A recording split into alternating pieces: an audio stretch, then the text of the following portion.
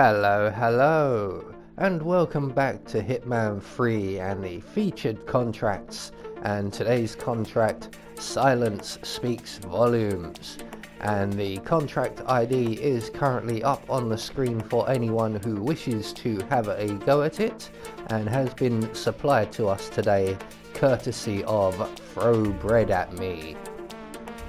So today's briefing, well, there isn't one, so let's just say that our targets today have failed to subscribe to my channel, and an example must be made of them. So today we have 5 targets available to us, a couple of the bank employees, an investigative reporter, and 2 people with very suspicious names. So for today's challenge, the only things we're going to need to be bringing with us will be our ever trusty lockpick, a remote enigmatic gas grenade in a briefcase, and a silenced pistol. So right from the start and off the bat, we are going to waste no time and make our way into the bank, around to our left, and lockpick our way through the double doors ahead of us here. Close the doors behind us. We're going to take out the camera at the end of the corridor and then pass through the door at the far end. And from here we're going to make a quick left up the stairs and into the first floor bathrooms, where we will encounter a locked door in one of the cubicles. And as you can see, our target is inside. So we're just going to wait for him to get into position.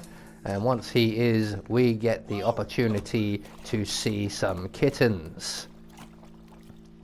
So in case you didn't realize, I've had multiple videos taken down due to violating the sex and nudity policy, and all of them involve me drowning a fully clothed person in a toilet. So from now on, anytime there is a drowning kill, we will see a kitten.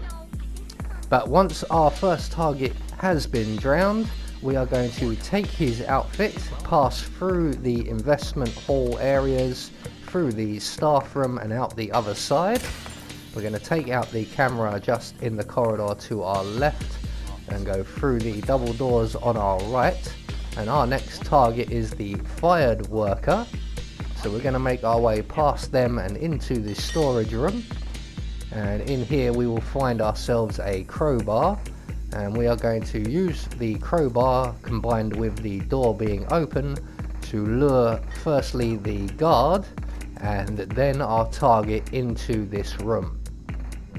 So the guard should be on his way now, and we're just going to wait behind the door, and when the guard comes in we can close the door behind him, render him unconscious, and hide his body in the closet provided.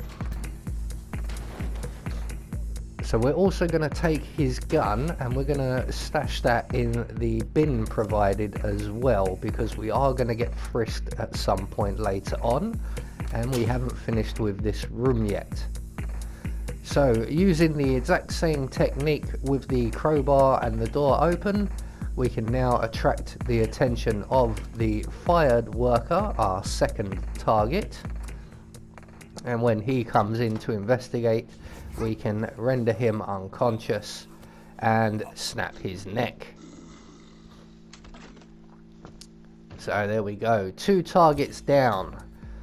So once again we're going to hide his body in the closet provided. We want to leave this room neat and tidy, as we are still not finished with this room. So once we have our victim safely tucked up, we're going to drop our silenced pistol in the room, collect up our briefcase. We are going to remove our gas grenade from the briefcase and then replace it in the briefcase, thus activating it.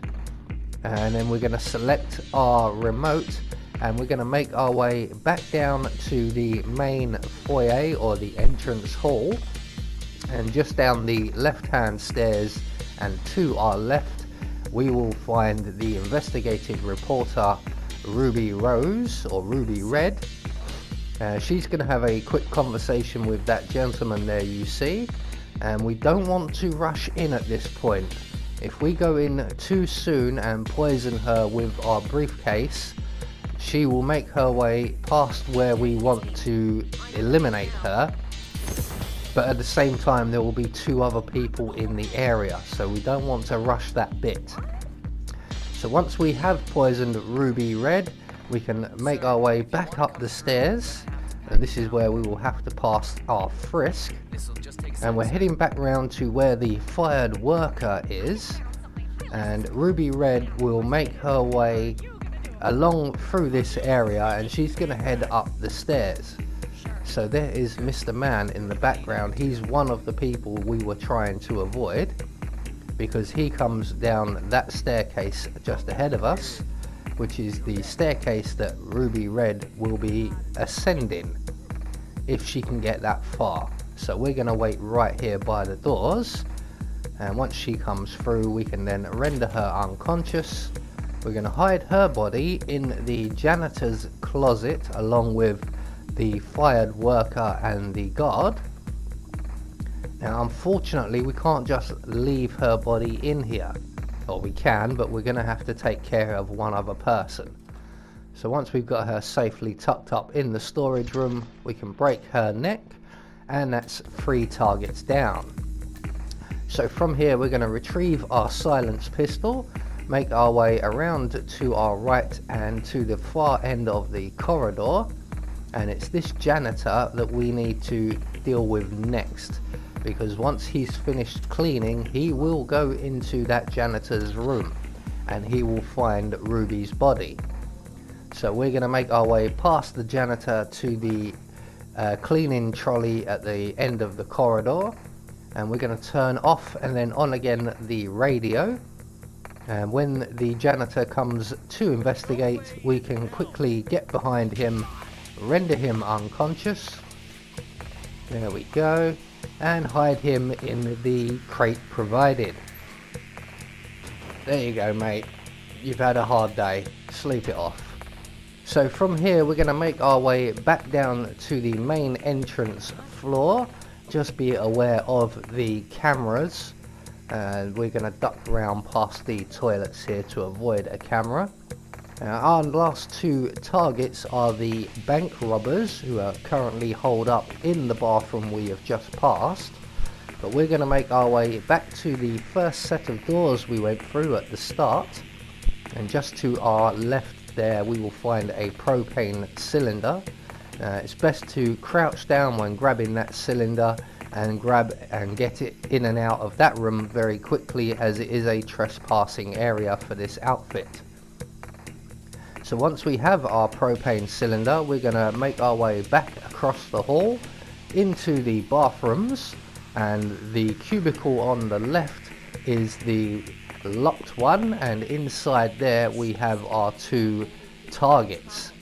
So we're just going to wait for these 2 to finish their conversation and move away. The guard will leave. The young lady I believe does leave as well, but she does drag her feet somewhat. But she is now in a favourable position for us to get by the crate, pull out our silenced pistol and eliminate our last 2 targets. So we're just going to wait in the crate provided for the panic to calm down and the bodies to be cleared away, or at least until everyone stops being an enforcer in the area, and when they do we can safely exit our hidey hole and make good our escape. Again, remembering that there is a camera above the toilets there, so we're going to head out to the left and straight out the main entrance. So there we go, one more featured contract taken care of. I have been Anubis, and I will see you all in the next video.